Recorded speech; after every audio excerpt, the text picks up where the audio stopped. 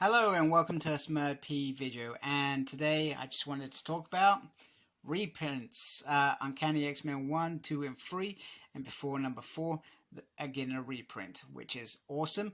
And if you're still on the fence, I was just going to quickly talk about what content is in them and what you can expect to see, and help you, I guess, decide if you're going to do that. So we're going to start with Uncanny X-Men 1, which has the classic giant size picture cover on it. It's quite a nice size in terms of an omnibus. I don't need to talk about the binding, etc., because Marvel does a fantastic binding. And then we'll just quickly scan over the covers on the back. And this collects giant size X-Men 1, X-Men 94 to 131, and Annual 3, which is a whopping 39 issues, written by the talented Claremont, and obviously Brian and Cockrum are involved as well. Very talented team, and some very classic tales in this first volume.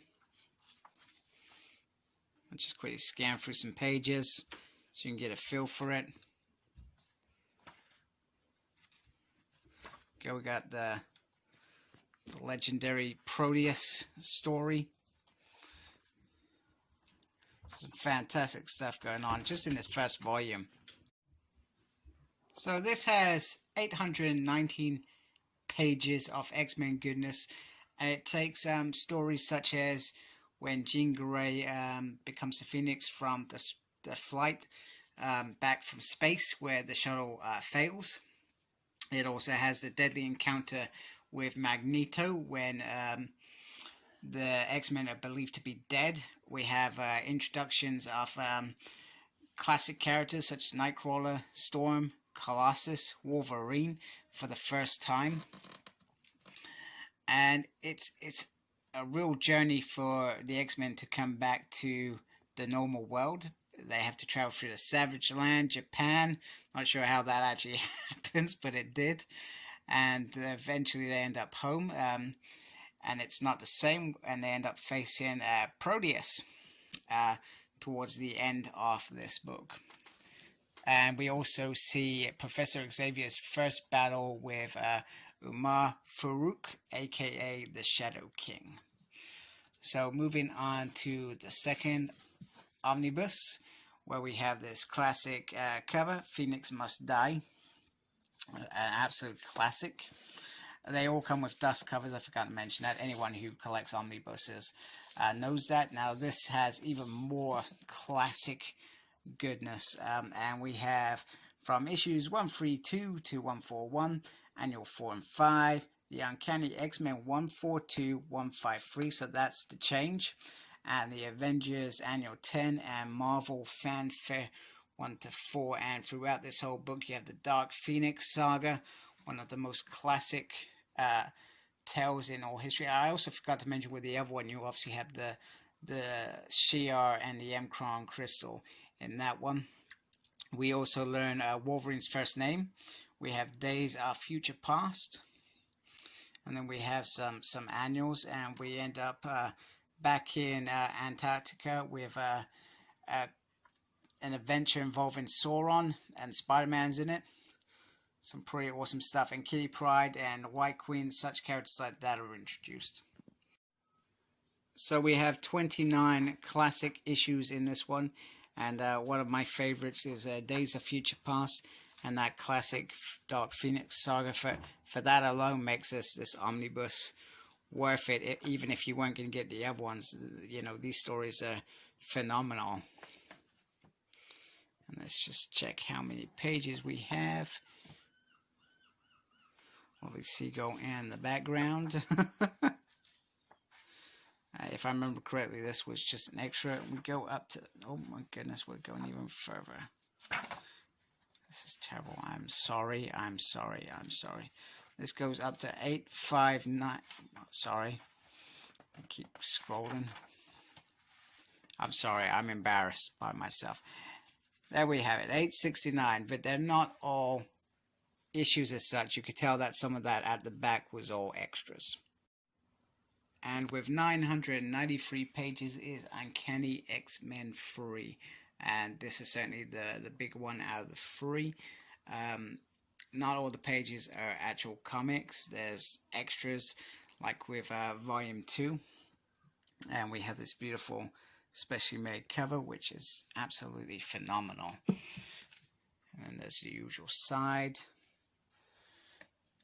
And Chris did he brought a fantastic journey here. Here are just the covers on the back. And then we have Uncanny X-Men 154 to 175, the X-Men Annual 6 and 7, Special Edition X-Men 1, Graphic Novel 5. Now, if I remember rightly, that's God Loves, Man Kills, Wolverine 1 to 4, and Magic 1 to 4 as well. So it continues with the Uncanny X-Men journey. However, it picks up some very important moments in the X-Men history. God Loves Man Kills is a classic, and it was a kind of like a mini graphic novel. We also have Wolverine and the Mandrapore adventure, which is very key, and then that rolls over into when Rogue joins as well. And then the Magic miniseries is also very important as well, with Colossus' sister and what goes on with her. So pivotal moments, although you get these in the Wolverine Omnibus, if you weren't going to get that, it's good to read them in here because I feel they are key. And you also get the bit with the Broad Saga as well, which is fantastic. You also get the pivotal moments, like when Storm and Callisto face off in the Morlock tunnels, which is a very classic moment. Key Pride almost marrying Caliban. We also see some other stuff. I can't remember all this stuff. I feel like I need to read this again because it's that good. This is one of my favorite. There we go, and it ends with the wedding between Wolverine and Mariko not happening, and then finishes with the Magic miniseries, which is spot on. And then at the back, you know what I said about all those extras? They go into some detail onto each character, which I find is very, very cool. And very interesting. If you don't know these characters, you can just have a read. And it even has New Mutants in here, which is pretty nice, and some villains as well. And some schematics. Who doesn't like schematics? There we go. So if you're still on the fence and you haven't pre-ordered, this is the content. This is what you get. You get some quality stories, and it's a very good run. And especially just before Uncanny X-Men 4 is released later in the year, it's a good opportunity to jump on, grab these at a decent price and not spend a small fortune trying to find them. I got these when they were originally released. I haven't messed around with omnibuses for years. I always make sure that I pre-order, and so I don't have to struggle later on, because there have been a few omnibuses that have not cost me too much, but enough that I've been disappointed with myself. So let me know if you're getting it. Let me know if you pre-ordered it already, and just what you think of the content that year. These stories that you want to read, do you really want to go that far back, or do you just read now X-Men? Jonathan Hickman's X-Men, are you only interested in the now, or is the past something that you love and adore? Me, I started reading X-Men in the 90s, so I only got glimpses of these. It's only sort of the last 20 years that I've had sight of these and wanted them as whole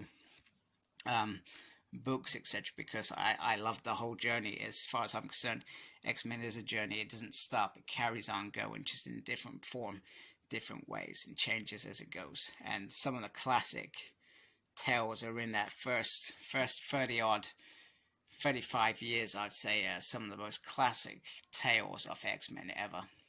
So thank you for watching. Like, comment, subscribe. Follow me on Facebook. My page is SmurredP. Follow me on Twitter at SmurredP. No idea what I'm doing apart from tweeting and stuff. And as always, embrace the geekiness. Take care. Goodbye.